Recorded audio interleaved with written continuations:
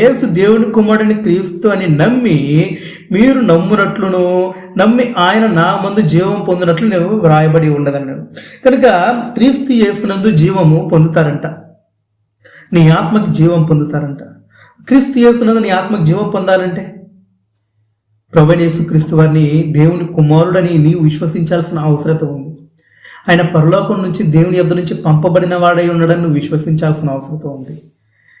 ఇలాగూ నువ్వు యేసు దేవుని కుమారుడైన క్రీస్తును నువ్వు విశ్వసించి బాప్తిసం తీసుకుంటే యొక్క బాప్తిస్ కార్యక్రమంలో నీ పాపాలు కడివేయబడతాయి, పరిశుద్ధాత్ముడు నీ పాపములను శుద్ధి చేస్తాడు, నీ పాత జీవితం పాతి పెట్టబడుతుంది, నూతనంగా నువ్వు జన్మిస్తావు. ఈ యొక్క 3 కార్యక్రమాలు ఈ యొక్క బాప్తిస్ కార్యక్రమంలో జరుగుతాయి. తండ్రి అయిన దేవుడు కూడా ఆ సమయంలోనే నిన్ను క్షమిస్తాడు. ఆ యొక్క ప్రభువైన యేసుక్రీస్తు వారి యొక్క రక్తం కూడా నిన్ను పరిశుద్ధునిగా చేస్తుంది.